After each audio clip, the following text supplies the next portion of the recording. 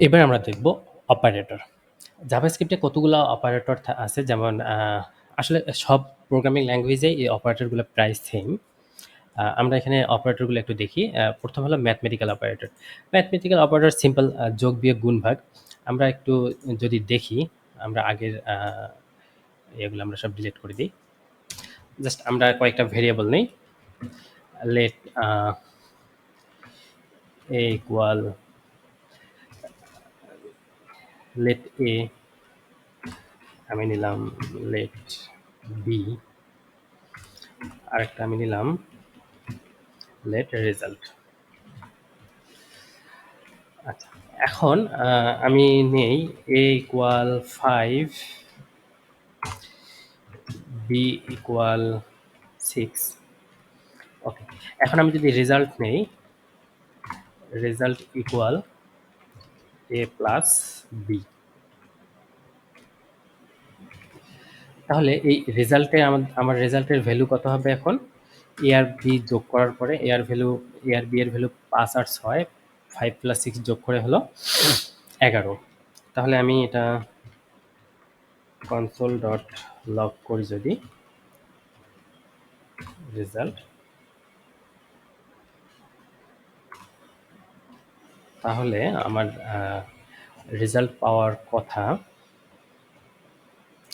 আমি এটা রান করি,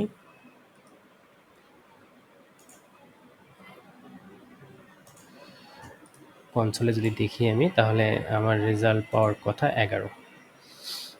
এখানে এ প্লাস বি মানে এর ভ্যালু 5, 5 এখানে, আর বি এর ভ্যালু 6, 6 এখানে। জাস্ট এই দুটো আমি যোগ করলাম, রেজাল্ট আসলো আমার 11। এখন আমি যদি এই জায়গায় একটা গুণন দিই, গুণনকে আমরা স্টার্ট দিয়ে লিখি, তাহলে আসবে আমার রেজাল্ট 5, 6, 30। এরকম আমি যদি ভাগ দিই, তাহলে 5কে 6 দিয়ে ভাগ করলে হইতেছে 6, 6 48, 8.33 সামথিং, 0.833 সামথিং, এরকমই। এখন আমাদের অন্যান্য অপারেটরের মধ্যে আরেকটা অপারেটর আছে এক্সপোনেনসিয়েশন। এক্সপোনেনসিয়েশন মানে হলো স্কোয়ার, যেমন এক্সপোনেনসিয়েশন মানে পাওয়ার, টু দি পাওয়ার, যেমন 2 to the power 4, 5 স্কোয়ার। যদি 5 স্কোয়ার আমরা দিই, তাহলে 5 ডাবল স্টার টু 5 স্কোয়ার, মানে এটার রেজাল্ট আসবে 5 স্কোয়ার 25। আমরা একটু দেখি, তাহলে এটা আসলো 25। এখন যদি আসে 5 to the power আমরা যদি নেই 4, তাহলে 625, এরকমটাই আসবে। আচ্ছা, এরপরে আমাদের আর কি অপারেটর আছে? Modulus operator. মডুলাস অপারেটর হলো রিমাইন্ডার নিয়ে আসে। যেমন আমার এরকম যদি একটা মডুলাস অপারেটর আমি নেই, যে আমি 100কে আমি মডুলাস করব 2 দিয়ে, তাহলে কি হবে? সে 100কে 2 দিয়ে ভাগ করব, আমরা ভাগ করলে রেজাল্ট কি আসবে? 50, কিন্তু ভাগশেষ কত আসবে? ভাগশেষ কিছু থাকবে না, তার মানে এটার রেজাল্ট আসবে 0। এটার রেজাল্ট আসবে 0। এখন আমরা যদি এটাকে এখন 99কে যদি আমরা 2 দিয়ে ভাগ করি, 99কে 2 দিয়ে ভাগ করলে আমাদের রেজাল্ট আসবে কত? 48 দুগুণ 49 দুগুণ 98, ভাগশেষ থাকবে 1। এই ভাগশেষটা যে 1 থাকবে সেটা এখানে দেখাবে। আমরা এটাকে খুব সহজভাবে দিতে পারি, যে আমরা এখানে 5 দিই, তাহলে ভাগশেষ কত আসবে? ভাগশেষ থাকবে 1। এই ভাগশেষটা এখানে দেখাবে। এই মডুলাস মেইনলি এই ভাগশেষটা দেখায়। এটা দিয়ে আমরা ওই কোনো একটা সংখ্যা জোড় কি না বেজোড় সেটা আমরা চেক করি। যে যদি মডুলাস 0 আসে, তাহলে সেটা জোড়, আর যদি মডুলাস 1 আসে, তাহলে সেটা বিজোড় সংখ্যা। তো এই কোনো একটা সংখ্যা জোড় কি বেজোড় সেটা দেখার জন্য আমরা সাধারণত এই মডুলাসটা ব্যবহার করি। এক কথায় ভাগশেষ দেখার জন্যই আমরা এটা মডুলাস ব্যবহার করি। কোনো একটা সংখ্যা 5 দিয়ে ভাগ করা যায় কিনা, 3 দিয়ে ভাগ করা যায় কিনা, এই জিনিসগুলো দেখার জন্যই আমরা এই মডুলাসটা সাধারণত ব্যবহার করি। আর আমাদের কি আছে? Increment, decrement. আচ্ছা, আমাদের এখানে এ আছে, বি আছে, এর মান 5। এখন আমি যদি লিখি এ প্লাস প্লাস, আমি যদি এভাবে লিখি, তার মানে এ এর মান কত? 5 ছিল, এই 5 প্লাস প্লাস মানে 1 বাড়বে। আমি যদি এটার আউটপুট দেখি, এটা প্রি ডিক্রিমেন্ট দিতে হবে।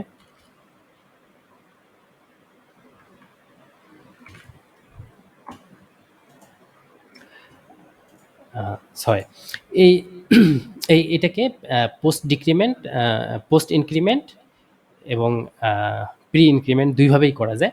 যদি আমি আগে প্লাস প্লাস দিই তার মানে আগে মানটা বাড়বে, পরে যদি দিই তাহলে মানে পরে বাড়বে। এখানে যে জিনিসগুলো আছে আমাদের ইনক্রিমেন্ট ডিক্রিমেন্ট, আর ডিক্রিমেন্ট হলো আমি যদি ডাবল মাইনাস দিই তাহলে 1 কমবে মানটা, 5 থেকে 4 হয়ে গেল। তো এই যে ইনক্রিমেন্ট ডিক্রিমেন্ট এটা আমরা যখন লুপ করব তখন আমাদের এই অপারেটরটা খুব বেশি করে লাগবে। এখন আমরা জাস্ট আপাতত এটা জেনে রাখি যে যখন ডাবল মাইনাস মানে হলো 1 কমে যাবে, আর ডাবল প্লাস মানে হলো 1 বেড়ে যাবে। তারপর এখানে আসতেছে অ্যাসাইনিং অপারেটর। এটা হলো সবচেয়ে ইম্পর্টেন্ট। এই অপারেটর যেগুলো আছে আমরা সবগুলো মোটামুটি জানি, শুধুমাত্র এই জিনিসটা আমাদের খুব ভালো করে জানতে হবে। তো এটা কিভাবে ভালো করে জানতে হবে, এটাকে আমরা বলি অ্যাসাইনিং অপারেটর। অ্যাসাইনিং অপারেটর হলো এরকম যে এটার মানে হলো এরকম, এই যে ডান পাশে যে ভেরিয়েবলটা থাকবে, ডান পাশে যে ভ্যালুটা থাকবে সেইটা এই বাম পাশের যে ভেরিয়েবলটা থাকবে সেটাতে অ্যাসাইন করে দেবে। তার মানে এই 5কে এ এর মধ্যে রাখলাম, এই 6কে আমরা বি এর মধ্যে রাখলাম। এখানে যদি আমরা এখানে রেজাল্ট ইকুয়াল আমরা এ দেই, তার মানে এই এর এর যে ভ্যালুটা, এই ভ্যালুটা আমরা রেজাল্টের ভিতরে রাখলাম। তার মানে এই রেজাল্টের ভ্যালু সমান কি হবে, রেজাল্টের ভ্যালু হবে এই এর ভ্যালু, তার মানে 5। আমি যদি এটাকে সেভ করি এবং এটাকে যদি আমি আউটপুট দেখি, তো রেজাল্টটা এর ভ্যালু যেটা সেটা আমার রেজাল্টের মধ্যে রাখলাম, অ্যাসাইন করছি এবং সেটা আমরা আউটপুট দেখলাম। এখন যদি এরকম করা হয়, যদি আমি এখানে লিখি লেট সি ইকুয়াল এ, বা আমি এটা লিখি যে, তাহলে আমার লেট দেওয়ার দরকার নেই, আমি লিখলাম যে এ ইকুয়াল বি।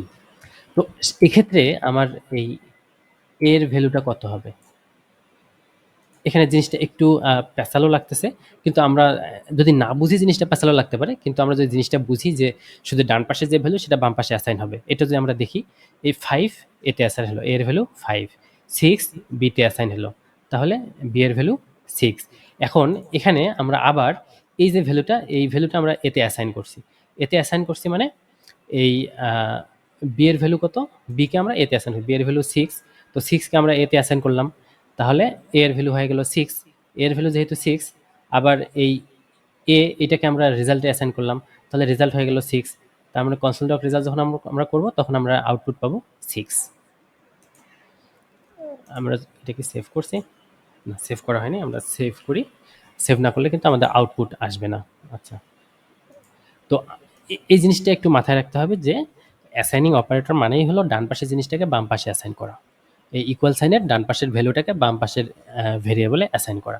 এটা মাথায় রাখলে আমাদের এই অ্যাসাইনিং অপারেটর রিলেটেড যে কনফিউশনগুলো এটা আমাদের হবে না। আচ্ছা, আর কি ভেরিয়েবল আছে, আর একটা আছে কম্পারিজন অপারেটর। এটা আমরা যখন ইফ স্টেটমেন্ট দেখব তখন আমরা এটা দেখব।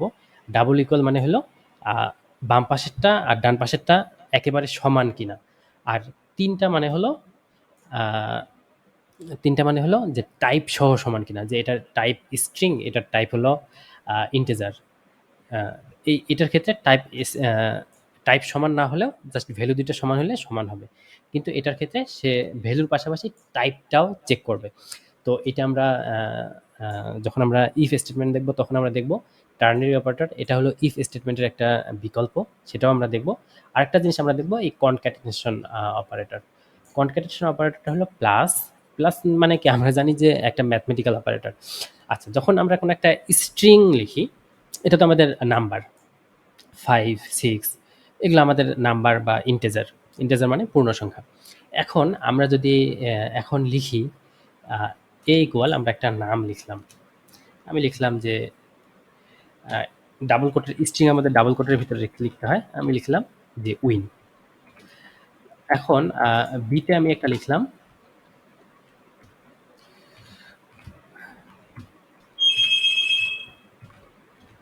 Win the barriers. তো আমাদের এইখানে এটা একটা স্ট্রিং, এটা একটা স্ট্রিং। যখন দুইটা স্ট্রিংকে আমরা একখানে দেখাবো, আমরা এটা না দেই, আহ, এখানে রেজাল্টে আমরা লিখলাম এই স্ট্রিংটা প্লাস এই স্ট্রিংটা, এই দুইটা স্ট্রিং যখন আমরা যোগ করব, আমি যদি এ প্লাস বি দেই, তাহলে এই রেজাল্টে কি হবে, এই স্ট্রিংটা প্লাস এই স্ট্রিংটা দেখাবে, যোগ করে একসাথে দেখাবে। আমি যদি আউটপুট দেখি, উইন দ্য ব্যারিয়ার্স, তার মানে এইখানে উইনের পরে কোনো স্পেস নাই, দিয়ের আগেও কোনো স্পেস নাই, এই কারণে উইন আর দিয়ের মাঝে কোনো স্পেস কিন্তু আসে নাই। আমরা চাইলে এখানে একটা স্পেস দিতে পারি উইনের পরে, তাহলে আমরা এখানে একটা স্পেস দেখব। আমরা সেভ করিনি, সেভ করি উইন দ্য ব্যারিয়ার্স। তো এই যে দুইটা স্ট্রিং আমরা যোগ করলাম। আচ্ছা, এখানে একটা মজার জিনিস আছে, আহ, দুইটা স্ট্রিং যোগ করবো আমরা এইভাবে। আচ্ছা, এখানে আমরা আর একটা মজার জিনিস দেখব, যে এ সমান আমি লিখলাম 5, আর বি সমান আমি লিখলাম 6। তো এ আর বি, এ হলো 5, বি হলো 6, বিটা হলো স্ট্রিং, এটা হলো নাম্বার। এখন 5 আর 6 যদি আমি যোগ করি তাহলে কত হবে, 11 হবে, খুবই স্বাভাবিক একটা ব্যাপার। কিন্তু যেহেতু এটা স্ট্রিং আর এটা হলো নাম্বার, এটা একটা ইন্টেজার, তখন জাভাস্ক্রিপ্ট কি করে, যখন একটা স্ট্রিং এর সাথে আমি অন্য কোনো একটা নাম্বার বা ইন্টেজার বা কোনো কিছু আমরা যোগ করি, তখন সে কি করে, জাভাস্ক্রিপ্ট করে এই স্ট্রিং এর সাথে অন্য একটা যে অন্য টাইপের যে ভেরিয়েবলটা আছে সেটাকে স্ট্রিং এ সে কনভার্ট, জাভাস্ক্রিপ্ট কনভার্ট করে নেয়। জাভাস্ক্রিপ্ট স্ট্রিং এ কনভার্ট করার পর সেই দুটো যোগ করে। তার মানে 5 এটা একটা স্ট্রিং, 6 এটা একটা স্ট্রিং, দুইটা স্ট্রিং যোগ করা মানে কি, জাস্ট পাশাপাশি বসবে তারা, মানে তারা কিন্তু যোগ হবে না। 5 আর 6 যে 11, এটা কিন্তু হবে না, তখন এটাও একটা স্ট্রিং, এটাও একটা স্ট্রিং। আমি আচ্ছা, সুবিধার্থে আমি এটাকে একটা স্ট্রিং বানাই দিই, এটাকে আমি স্ট্রিং বানাইলাম, এটাকে একটা স্ট্রিং। এখন 5 ও স্ট্রিং, 6 ও স্ট্রিং, এই দুটো যোগ করা মানে কি, এই দুটো পাশাপাশি বসবে। প্রথমে 5 বসবে, এ প্লাস বি মানে এ, তারপরে 6, 5 আর 6, এটা 5 আর 6 কিন্তু 11 হবে না, কারণ আমরা এখানে স্ট্রিং দুইটাকে আমরা যোগ করতেছি মানে পাশাপাশি বসাইতেছি। তাহলে এটা 5 একটা স্ট্রিং, 6 একটা স্ট্রিং, দুইটা স্ট্রিংকে আমরা পাশাপাশি বসাইলাম।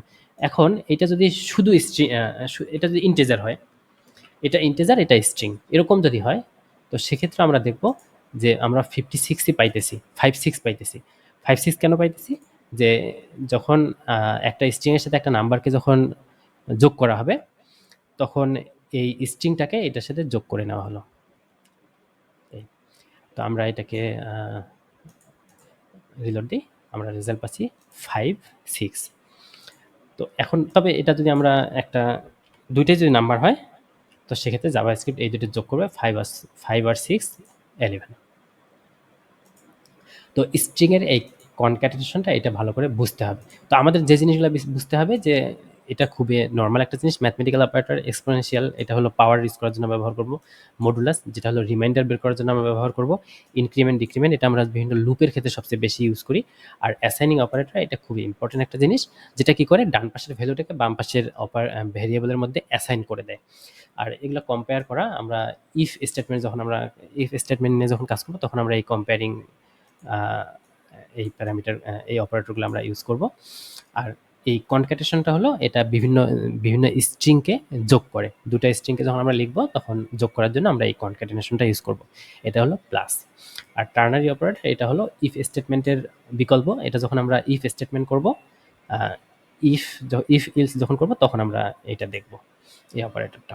আজকে এই পর্যন্তই, সবাইকে ধন্যবাদ।